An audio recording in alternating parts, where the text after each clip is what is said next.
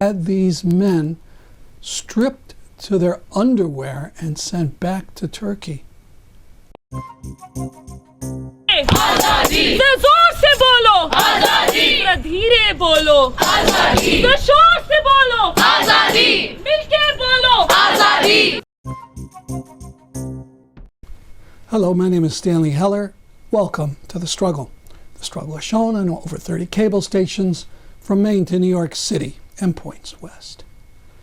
We often deal with grim subjects, but now with the growing pandemic, I want to start off more lightly, and we'll show some artwork, art from the art museums of Harvard University, unfortunately now closed. A Van Gogh, an unusual Cézanne, a Renoir self-portrait. There was a whole room of social protest art.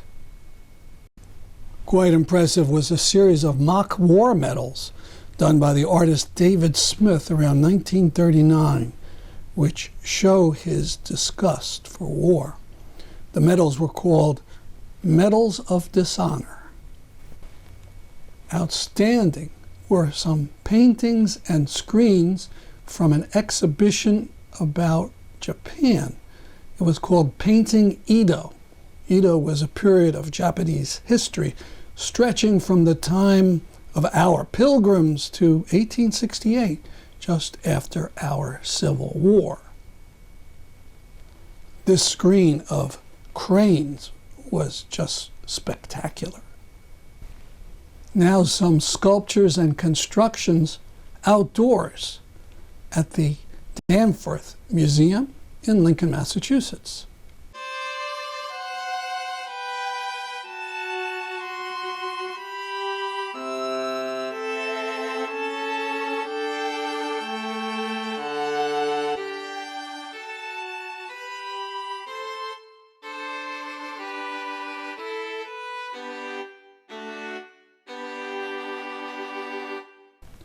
Now down to business. First, some event changes due to the virus.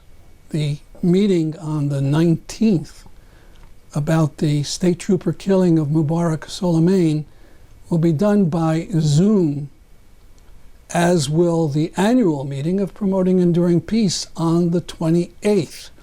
See pepeace.org for details. Turkey opened its borders to Europe via Greece. Greece was not welcoming. Greek officials had these men stripped to their underwear and sent back to Turkey. This man was beaten. Barbarous behavior from a country that claims to be the foundation of civilization.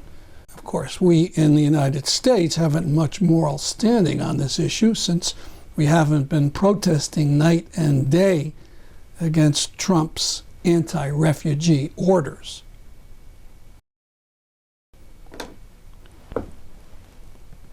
Now to Yale University. Before its spring break and before the shutdown, hundreds of students took part in a protest of the anti-Muslim actions in India by Modi's government, including the building of detention centers or concentration camps. The protest took place during the Hindu holiday of Holi, a time of color.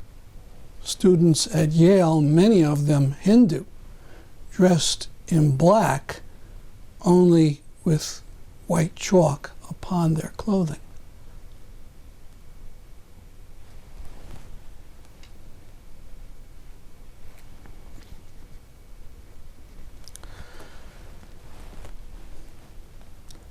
Now to Yale University before its spring break, before its shutdown, when hundreds of students took part in a protest of the anti-Muslim measures by Modi's India, including the building of detention centers, or perhaps they should be called concentration camps.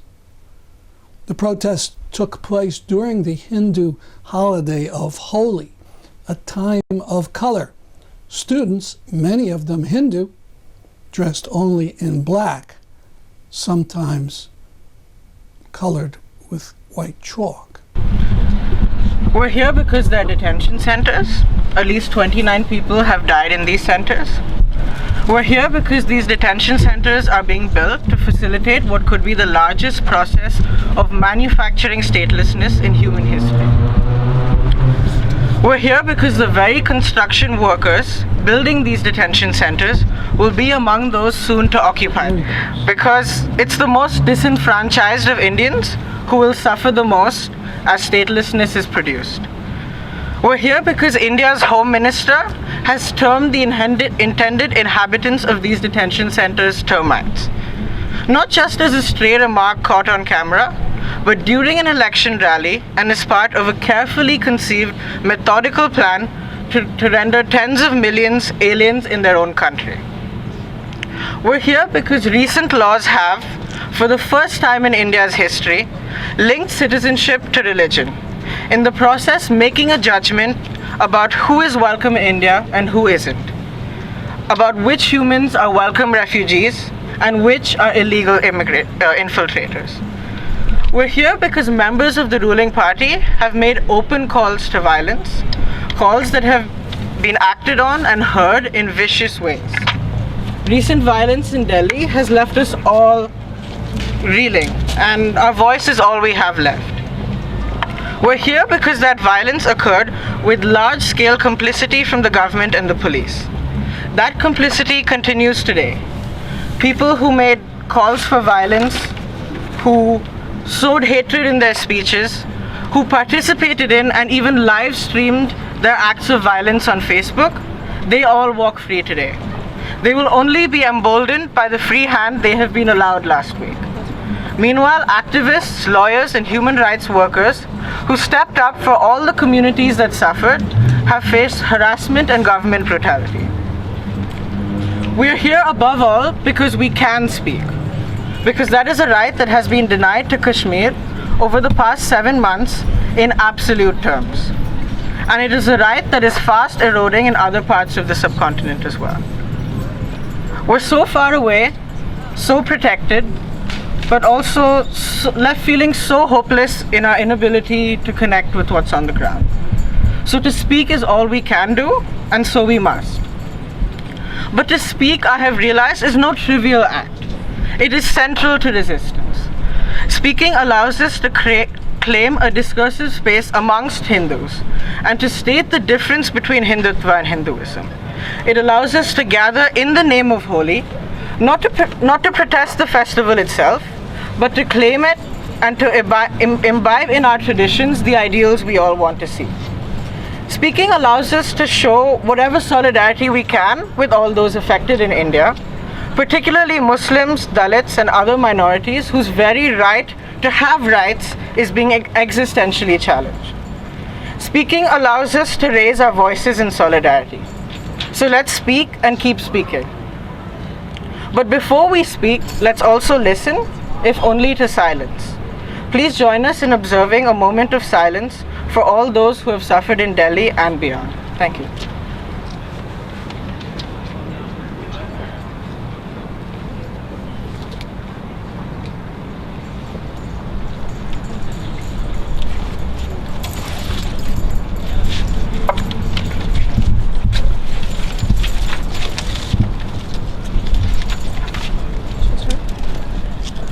Hello everyone, I'm Iman, I'm a first year at Yale, and we're basically going to go over a couple of protest slogans that we practice in South Asia. I want to flag a couple of things before we get started. One, this is a very good opportunity for you to learn about South Asian culture, South Asian protest culture, and how we protest specifically, using music and integrating into our protest culture. Two, we do want to flag the fact that we're going to start by talking about Azadi, which means freedom, and it is historically something that has been used in Kashmir. We realize that this is a movement that has been happening for far longer than the one that we're advocating for, and people that have been using this on ground also realize that. Thirdly and lastly, as I go over the chants, it would be great if you all could join in whenever you can. Yeah, and that's it. So when I say like when I say, for example, Kashmir mange, you guys can respond by saying Azadi, which once again means freedom. Sweet? Okay. Kashmir mange! Azadi! RSS se! Azadi! RSS se! Azadi! BJP se! Azadi! BJP se! Azadi! Modi se! Azadi! Modi se! Azadi! Kashmir mange! Azadi! जोर से बोलो! आजादी! धीरे बोलो! आजादी! जोर से बोलो! आजादी! मिलके बोलो! आजादी! जोर से बोलो! आजादी! शोर से बोलो! आजादी! मोदी से! आजादी! Great, exactly like that. I'm going to move into a couple of other protest slogans, just to show you how we do it in South Asia. Okay, cool. Casteist, sexist, anti-gay, Mr. Modi, go away! Casteist, sexist, anti-gay, Mr. Modi, go away! Casteist, sexist, anti-gay, Mr. Modi, go away! Casteist, sexist, anti-gay, Mr. Modi, go away! Cool. We're gonna do another English one just to be more inclusive. Okay. Okay. I'm gonna say hey, hey, ho, ho. CAA, and then you guys can say has got to go. Cool? Okay. Hey, hey, ho, ho. CAA has got to go. Hey, hey, ho, ho. CAA has got to go. Hey, hey, ho, ho. NRC has got to go. Hey, hey, ho, ho. NRC has got to go. Hey, hey, ho, ho. NRC has got to go. Great. Let's just do one more. Okay. I'm gonna say Modi Shah, you can hide, and you guys can say CAA is genocide. Okay.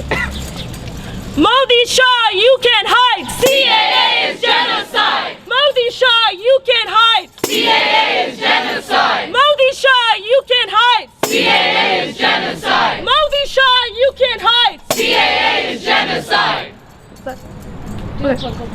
Okay. And just to flag another thing, when we're protesting, we recognize that a lot of people that have been protesting on ground are people that are currently in prison. So one of the reasons that we're protesting and raising our voices is because is for the people that have been silenced in the subcontinent, particularly in India. So this goes out to Akhil Gogoi, an Assam organizer that has been working in India for decades, organizing farmers in a collective and working for their rights, who has been recently imprisoned. This goes out to Amalia Leone, who's a woman that raised the slogan of Pakistan Zindabad, Hindustan Zindabad, and said that we're all Indians and we're all South Asians at a protest, and was imprisoned. This goes out to Umar Abdullah and to Farooq Abdullah, father and son, who've been imprisoned in Kashmir because of the Public Safety Act. So when I say in solidarity with, you can say their names back. I'm gonna start with Akhil Gogoi. I'm gonna say in solidarity with, and then you can say his name back. Cool? Okay, awesome. In solidarity with Akhil Gogoi. In solidarity with Akhil Gogoi. In solidarity with Akhil Gogoi. Next we're gonna do Amalia Leone. So I'm gonna say in solidarity with again, and then you can say their name back. In solidarity with Amalia Leone. In solidarity with Amalia Leone. In solidarity with Amalia Leone. I'm gonna do the last two names, which are Umar and Farooq Abdullah. So when I say in solidarity with, you can say their names. In solidarity with Umar and Farooq Abdullah. In solidarity with Umar and Farooq Abdullah. In solidarity with Umar and Farooq Abdullah. Awesome. We're just gonna do the Azadi pro-chant once again, and then we can move on. Okay. Kashmir mange Azadi. Kashmir mange Azadi. Kashmir mange Azadi. हम लेके रहेंगे Azadi. हम लेके रहेंगे Azadi. Thank you. Sweet. Going to move slightly.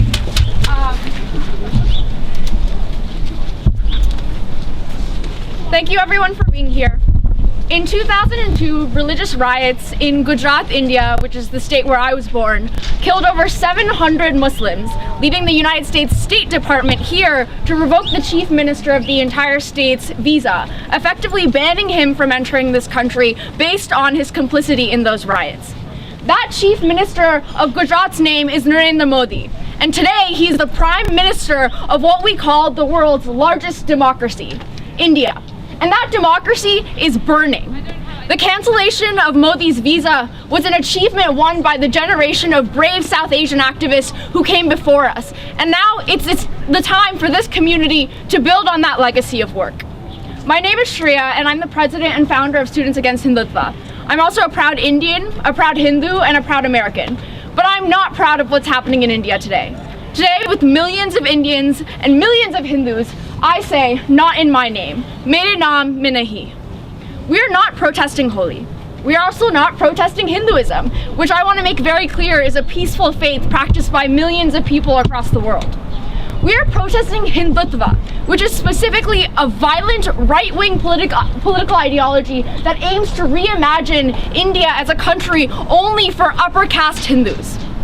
It is also an ideology directly inspired by German Nazism and is currently engulfing all of India in the flames of fascism. Hindutva is essentially to Hinduism what we would say white supremacy is to Christianity. It should not be a partisan issue across lines of faith, but rather something that is integrally antithetical to what Hinduism is. Hindutva is not Hinduism. We're protesting the government that dares call Muslims termites despite being one of the largest countries with one of the largest populations of Muslims in the world.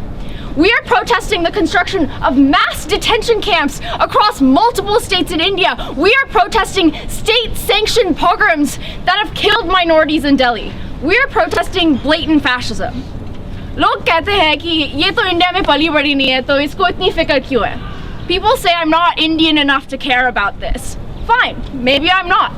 Out of the over 200 people injured or killed in the Delhi pogroms, one was an 85-year-old Muslim woman who was too frail to flee her burning home when mobs set it on fire. Another was a 45-year-old Muslim man who was killed in the streets of the capital by being beaten to death while his 11-year-old daughter watched. So I ask, do you need to be Indian to care about what's happening in India, or do you need to be human?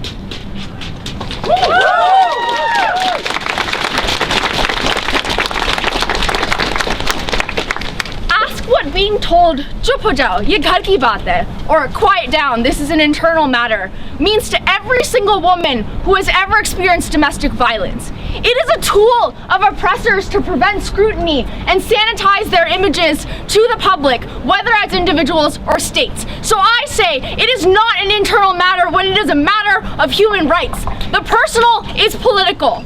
These questions of humanity call for responses from all of humanity. And here we are in the diaspora as South Asians talking about reclaiming our culture, whether it's Bindis or Punjabi music, while ignoring genocide. Meanwhile, the generation before us, whether they're in Houston or anywhere else in the United States, is saying howdy Modi and welcoming the BJP. Today we say howdy to the brave women of Shaheen Bagh who are leading the resistance. Say it with me, howdy to Shaheen Bagh. Howdy to Shaheen Bagh. If I were saying this in India, there's a high chance that I would be in prison or perhaps dead. Solidarity is even more important, not because it is solidarity for solidarity's sake, but because the people who are facing the violence themselves cannot speak. They are being silenced, and therefore the burden falls on us where we can speak to say something. And even despite all of this oppression, we're even saying Azadi like Iman did, or saying freedom can get you arrested in Uttar Pradesh, there's still so much human spirit thriving in India right now. Both of my parents are incredible artists. They grew up in India, and I grew up hearing about the beauty and the power of artistic expression. That's why I want to shout out the incredible creative resistance thriving on the front lines, including the artists using poetry and readings and paintings and teachings and singings to persist and to live and to fight among all of this darkness. The Dalits and the Muslims and the women who are fearlessly leading and inspiring an entire generation. You remind us all that beauty is on the side of justice. You make me proud to be an Indian.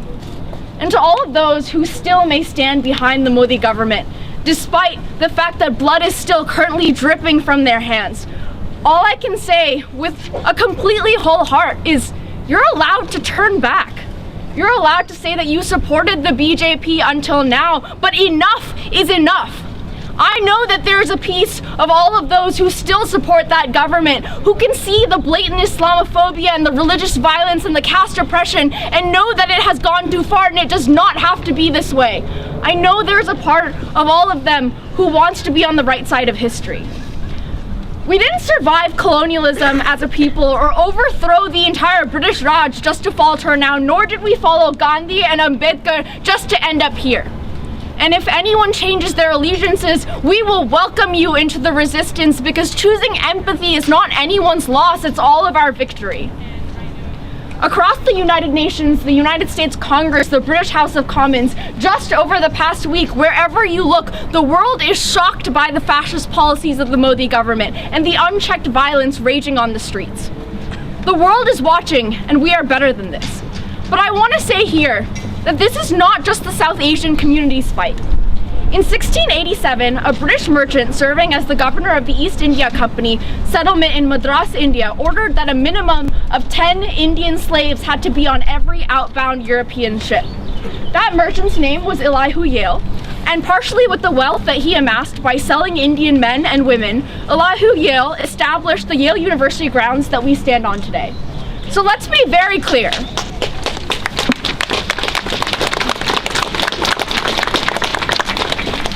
All of us are touched by each other's struggles, and none of us are free when one of us is in chains. We have to show up for each other, and God, I know it's exhausting. I mean, we have to now worry about whether we're washing our hands correctly and fight against animal farming and worry about justice for Stephanie and Paul and fight for Indigenous rights and worry every single time Ronald Higgins sends an email and basically fight anything Mitch McConnell ever does. I get it, it's exhausting, I really, really get it. But the thing is, people are all we have, and I know it's a cliche to say that, but it's true. And right now, people are dying in India, and it shouldn't matter any less just because they're brown people. Donald Trump literally stood in the country where I was born, praising the country's commitment to religious freedom, while the capital city burned in the background, and mobs violently murdered Muslims while he was on the ground. But it's not just a Republican problem. Vice President Biden, Senator Sanders has already denounced the Hindutva fascism in India. When will you do the same? When will you do the same?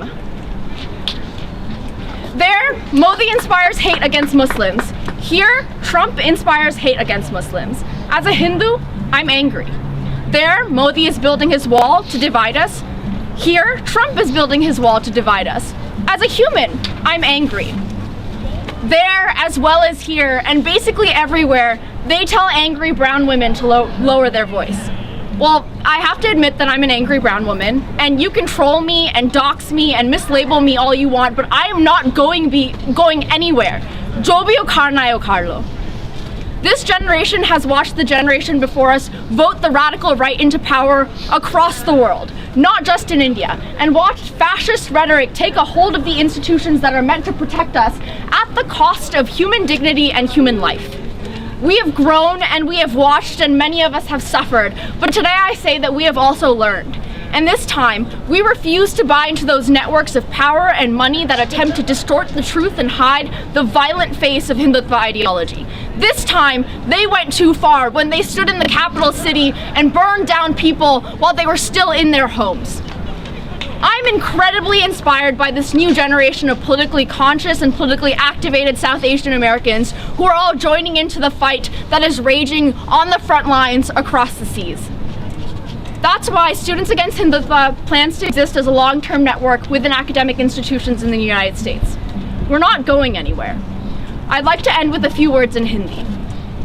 सच तो है कि जब से मैं छोटी थी, सुनती थी दादी के पैरों के पास बैठकर भारत की रोशनी और भगवान के प्यार की कहानियाँ। अब जलते हुए दिल्ली में आग भरी रोशनी तो नजर आए, पर पता नहीं कहाँ प्यार ने अपना मुंह ही मोड़ लिया। हाँ खैर, हम तो आ गए हैं उस देश की धरती से बहुत दूर, पर आपने कहाँ उस देश की आत्मा ही दफना दी। फिर भी ये दिल आज भी बचपन से मानता रहेगा मेरी दादी की वो प्यार की कहानियों में, और करता रहेगा रोशनी का इंतज़ार। Thank you everyone. Long live the revolution. Inqilab Zindabad.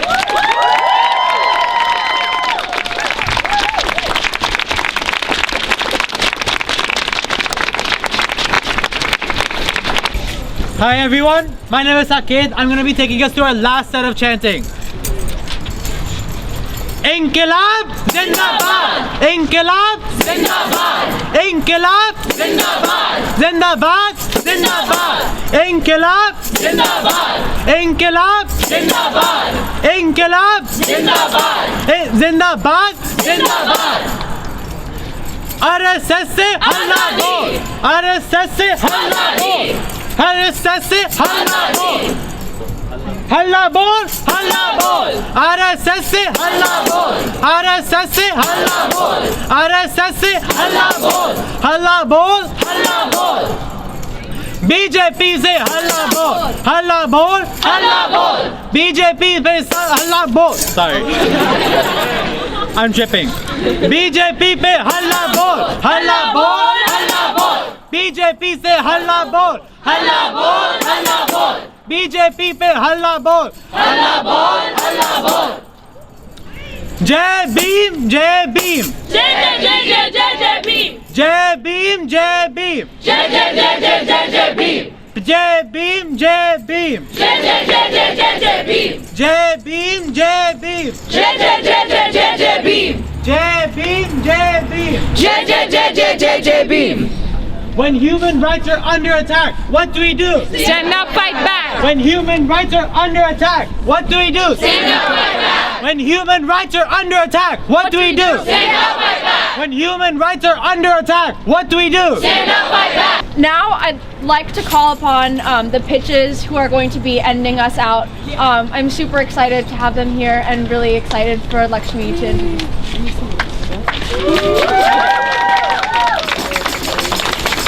Hi everyone, thank you again so much for coming.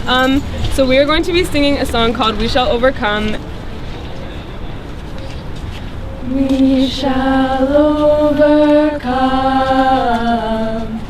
We shall overcome. We shall overcome someday. There are about 250 students at the protest. I'm sure the demonstrations will resume once the schools reopen. That's our program for today. Be safe out there. I'm Stanley Heller for The Struggle.